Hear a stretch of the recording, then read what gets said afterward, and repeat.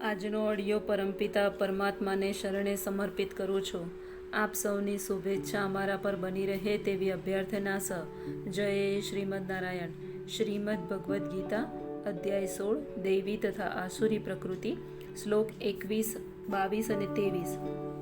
હે કુંતી પુત્ર, જે મનુષ્ય આ નરકના 3 દ્વારોથી બચી ગયેલો હોય છે તે આત્મ સાક્ષાત્કાર માટે કલ્યાણકારી કાર્ય કરે છે અને પછી ક્રમશઃ પરમ ગતિ પામે છે. વ્યક્ત એ માનવ જીવનના આ કામ, ક્રોધ તથા લોભરૂપી શત્રુઓથી અત્યંત સાવધ રહેવું જોઈએ. જે મનુષ્ય આ 3 શ્રેણીથી જેટલો મુક્ત થશે તેટલું જ તેનું જીવન શુદ્ધ થશે. ત્યારે તે વૈદિક શાસ્ત્ર વિહિત વિધિ વિધાનોનું પાલન કરી શકે છે. માનવ જીવનના નિયામક સિદ્ધાંતોનું આચરણ કરવાથી મનુષ્ય પોતાને આધ્યાત્મિક સાક્ષાત્કારની ભૂમિકા તરફ અગ્રેસર કરે છે. જો તે એટલો ભાગ્યશાળી હોય કે આવા અભ્યાસથી તે કૃષ્ણ ભાવના મૃતની ભૂમિકા સુધી ઉન્નત થઈ શકે તો નક્કી તે સફળતાને વરે છે. વૈદિક સાહિત્યમાં કર્મ તથા કર્મફળના માર્ગો નિયત થયેલા છે કે જેથી મનુષ્ય શુદ્ધની અવસ્થા સુધી પહોંચી શકે છે. એ બધી પદ્ધતિઓ કામ, ક્રોધ તથા લોભના ત્યાગ પર આધારિત છે. આ વિધિનું જ્ઞાન પામીને મનુષ્ય આત્મ સાક્ષાત્કારની ઉચ્ચ ભૂમિકા સુધી ઉન્નત થઈ શકે છે અને આ આત્મ સાક્ષાત્કારની પૂર્ણતા ભક્તિમાં થાય છે.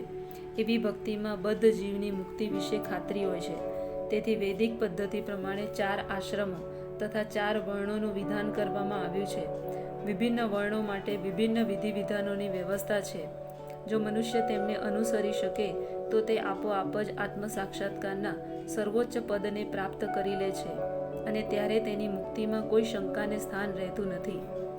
જે મનુષ્ય શાસ્ત્રોના આદેશોની અવહેલના કરે છે અને પોતાની ધૂનમાં આવે તેમ મનસ્વી વર્તન કરે છે તે નથી સિદ્ધિ પામતો, નથી સુખ પામતો કે નથી પરમ ગતિ પામતો.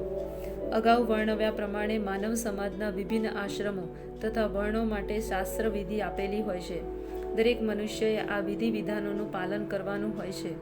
જે મનુષ્ય તેમનું પાલન ન કરે અને કામ, લોભ તથા ઈચ્છા અનુસાર મનસ્વીપણે કાર્ય કરે તો તેને જીવનમાં ક્યારેય સિદ્ધિ પ્રાપ્ત થઈ શકે નહીં.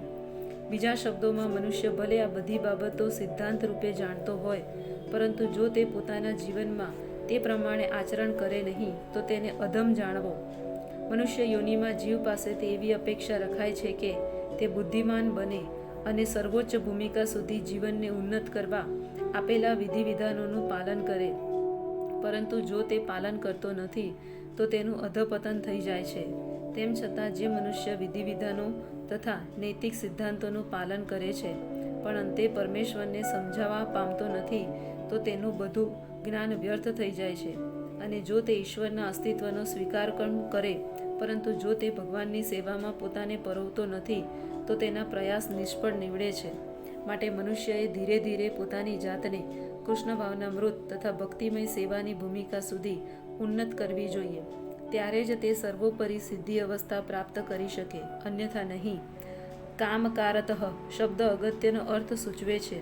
જે મનુષ્ય જાણી જોઈને નિયમોનું અતિક્રમણ કરે છે તે કામને વશ થઈને કર્મ કરે છે. તે જાણે છે કે આમ કરવાનો નિષેધ કરવામાં આવ્યો છે છતાં તે એમ જ કરે છે, તેથી તે મનસ્વી કહેવાય છે. તે જાણે છે કે આ મુજબ કરવું જોઈએ છતાં તે તેમ કરતો નથી, તેથી તેને તરંગી કહેવાય છે.